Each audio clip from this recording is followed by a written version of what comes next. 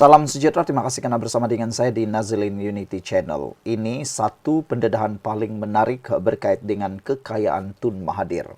Berkali-kali Tun Mahathir Mohamad menafikan kekayaan tersembunyi beliau. Berkali-kali dia menyindir kerajaan bahwa ada kononnya dia pura-pura cari akaun dan duit dia dalam bilik, di bawah katil, di bawah bantal dan sebagainya. Baru-baru ini ketika SPRM mengumumkan sedang siasat aset yang dimiliki di UK, Mahathir juga menyindir. Dia kata sejak bila dia ada harta di sana, rupanya ada harta di UK.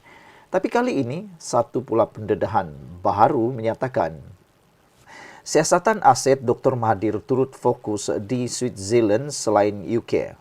Rupa-rupanya apa yang disiasat oleh SPRM bukan sekadar bermain di UK. Bukan hanya ada di UK. Itu sebabnya netizen mula persoal. Kata mereka, kalau satu tempat sahaja yang disebut oleh SPRM, mungkin mereka kata mungkin SPRM melakukan kekilafan. Tapi kalau sudah dua tempat yang SPRM menyatakan, termasuk di Switzerland, ini satu perkara yang harus diambil perhatian. Silap-silap hari bulan memang ada, kata netizen. Ketua Pesuruhjaya SPRM Azam Baki berkata agensi itu bekerja sama dengan pihak berkuasa UK selain meneliti kemungkinan aset di Switzerland. Suruhanjaya Pencegahan Rasuah Malaysia SPRM mengesahkan siasatannya terhadap aset yang didakwa mempunyai kaitan dengan Dr. Mahathir Mohamad tidak terhad di United Kingdom saja. Sebaliknya, Switzerland turut dalam perhatian. Ketua Pesuruhjaya SPRM Azam Baki berkata, walaupun agensi itu terus berhubung dengan pihak berkuasa UK, ia juga memperluaskan skop siasatan. Kata beliau, ya, kami juga sedang melihat negara lain seperti Switzerland, katanya pada sidang media. Azam Baki menambah, SPRM bekerjasama rapat dengan Pusat Penyelarasan Anti Rasuah Antarabangsa IACCC di UK. Sebelum kita teruskan ulasan ini, jangan lupa tinggalkan komen anda dengan tanda pagar kami benci pencuri. Tapi sebelum itu, izinkan dulu saya kongsi kepada anda semua. Ini terapi imun Transovector for Life. Terapi imun yang meningkatkan daya imun badan kita sehingga 400%. Secara umum dan ringkasnya, apabila imun badan kita lemah, apabila imun badan kita bodoh, apabila imun badan kita tidak bertindak dengan bijaksana dan seimbang, kita kena penyakit dan sukar sembuh daripada penyakit. Penyakit berakar di dalam tubuh badan kita lalu kita sengsara. Tapi produk Transovector ini mengajar, mendidik dan menguatkan imun badan kita selain menyeimbangkannya.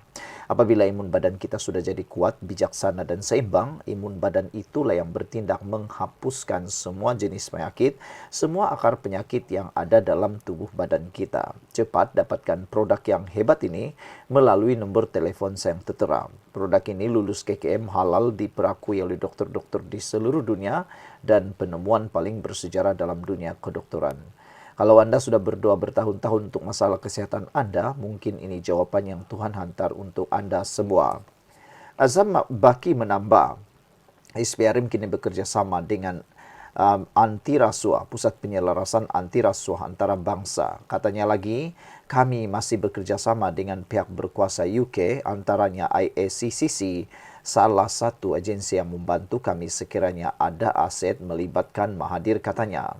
Setakat ini masih belum ada perkembangan, katanya lagi. Awal bulan ini harian Metro memetik sumber berkata, SPRM telah mengadakan beberapa mesyuarat dengan IACC, sebuah unit di bawah Agensi Jenayah Kebangsaan UK. Sumber itu berkata, SPRM sedang menunggu senarai rasmi aset daripada pihak UK meliputi Kanada, Switzerland, Jepun dan UK. Setelah diperoleh, proses undang-undang untuk penyitaan dan pelucuthakan boleh dimulakan. Seperti mana tindakan yang diambil dalam kes melibatkan bekas Menteri Keuangan Daim Zainuddin. Pada 11 September lalu, Mahathir memperlekeh kenyataan Azam mengenai siasatan itu dengan mendakwa beliau tidak mengetahui kewujudan aset sedemikian. Secara sinis, beliau menggesa SPRM memaklumkannya supaya beliau boleh menuntut aset itu dan mendermakannya kepada golongan miskin. Beliau juga menuduh siasatan itu bermotifkan politik. 2 hari sebelum itu, Azam menegaskan siasatan berhubung aset bekas Perdana Menteri itu masih berjalan dengan tumpuan semasa di UK. Pada April 2024, Azam dilaporkan berkata Mahathir antara individu yang disiasat berkaitan isu pengisytiharan aset. Sekian dulu untuk kali ini. Jangan lupa tinggalkan komen Anda. Bye-bye. Salam sejahtera, terima kasih kerana bersama dengan saya di Nazilin Unity Channel. Ramai netizen menyatakan, Tun Mahathir melalak lagi, kata mereka. Tun Mahathir bising lagi, kata netizen. Ini apabila Mahathir baru-baru ini mengumumkan tentang payung besar. Dia ingat dia boleh kalahkan Anwar Ibrahim, kata netizen. Dengan dilantik sebagai penasihat SG4 pun gagal. Lepas itu dia bentuk lagi payung besar, sekretariat pun gagal. Kali ini dia bercakap lagi. Entahlah. Ramai netizen mahu supaya Tun Mahathir cepatlah bersara. Cepatlah bersara. Jangan lagi sibuk dengan politik. Cepatlah bersara, kata netizen. Sebab kalau Mahathir terus-menerus menyerang kerajaan begini, menyerang kestabilan negara, sampai bila kita akan berdikari, kata netizen. Sampai bila Mahathir tidak mau lepaskan negara ini? Sampai bila dia rasa dialah yang terbaik, kata netizen. Bagaimana pula pendapat Anda? Hari ini netizen mengecam pendapat Mahathir. Kata Mahathir, lebih satu payung besar hanya bawa perpecahan kekalahan. Tapi netizen kata, cermin muka itulah Tun Mahathir, kata mereka. Mereka menemplak tindakan Mahathir, dialah yang banyak buat payung. Orang diam-diam tak buat payung. Dia ini yang sibuk buat sekretariat, inilah buat sekretariat, itulah dia buat payung kecil, payung besar, payung hijau, payung kuning. Semua dia buat. Tapi dia salahkan orang pula yang buat payung. Jadi sekarang kata netizen, pergi beli cermin muka sendiri, kerana yang suka sangat buat payung, yang suka buat sangat sekretariat untuk memperjuangkan konon jadi pejuang tu, Tun sendiri, kata netizen. Bekas Perdana Menteri Dr. Mahathir Mohamad mengingatkan kewujudan banyak payung besar dalam kalangan parti-parti Melayu hanya akan membuah kepada perpecahan dan kekalahan dalam pilihan raya. Inilah sikap Tun Mahathir. Kalau dia yang buat, okey. Tapi orang buat macam tak okey pula. Kalau begitu, Tun Mahathir janganlah buat payung-payung. Biarlah orang yang buat. Begitulah netizen punya pendapat. Sebelum kita teruskan ulasan ni, jangan lupa tinggalkan komen Anda dan tekan butang subscribe. Tapi sebelum itu, izinkan saya kongsi dulu kepada Anda semua. Ini ialah terapi imun Transofactor for Life, terapi imun yang meningkatkan daya imun badan kita sehingga 400%. Secara umum dan ringkasnya, apabila imun badan kita lemah, apabila imun badan kita bodoh, apabila imun badan kita tidak seimbang, kita kena penyakit dan tidak sembuh daripada semua jenis penyakit. Tetapi apabila imun badan kita jadi kuat, bijaksana dan seimbang, imun badan kita itulah yang akan menghapuskan dan menghancurkan semua jenis penyakit yang ada dalam tubuh badan kita. Cepat dapatkan produk yang hebat ini melalui nombor telefon set yang tertera. Produk ini lulus KKM, halal dan diperakui oleh doktor-doktor di seluruh dunia. Kalau Anda sudah berdoa bertahun-tahun untuk masalah kesihatan Anda, mungkin ini jawapan kepada masalah kesihatan Anda yang Tuhan hantar. Jadi jangan bertangguh-tangguh, cepat dapatkannya melalui nombor telefon yang tertera. Mungkin ini waktunya untuk Anda bertindak. Bekas Perdana Menteri Tun Mahathir Mohamad menyatakan bahawa kewujudan banyak payung besar dalam kalangan parti-parti Melayu akan hanya membawa kepada perpecahan dan kekalahan dalam pilihan raya. Dr. Mahathir berkata, walaupun sambutan terhadap cadangan menubuhkan gabungan atau payung besar amat menggalakkan, namun terdapat kecenderungan untuk setiap pihak yang bercita-cita menjadi Perdana Menteri membentuk payung besar mereka sendiri. Tapi mereka yang ingin jadi Perdana Menteri mendiri payung besar mereka, kata Mahathir.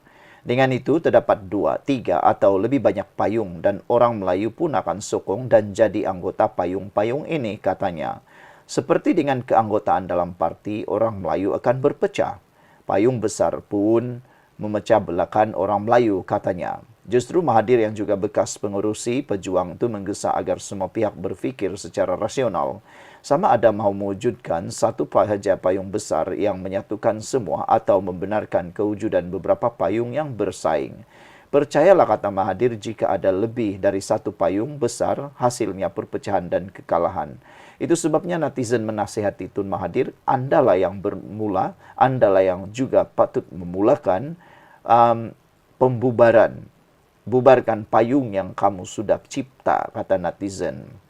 Mahathir juga turut mengingatkan bahwa pengundi Melayu memiliki cukup kerusi untuk menang dan membentuk kerajaan. Namun katanya, niat mereka bukan untuk membentuk kerajaan yang bersifat sepenuhnya Melayu. Ada netizen kata, cukuplah Mahathir.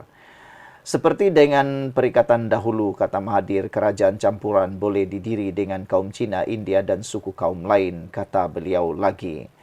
Sebelum ini, Mahathir mengumumkan inisiatif baru untuk menggabungkan orang Melayu di bawah satu payung besar yang dikenali sebagai Jawatan Kuasa Sekretariat Orang Melayu. Menurutnya, gerakan yang tidak bermotifkan politik itu bertujuan menjadi wadah bagi menyelesaikan masalah isu dihadapi orang Melayu yang disifatkan gagal ditangani kerajaan hari ini. Jelas Mahathir, gerakan atau sekretariat itu juga bertujuan untuk mencari jalan supaya orang Melayu dapat menguasai semula kerajaan. Tambahnya, apa yang berlaku ketika ini, orang Melayu berpecah belah dan dibezakan dengan fahaman politik, sekaligus menyebabkan mereka gagal dalam banyak perkara.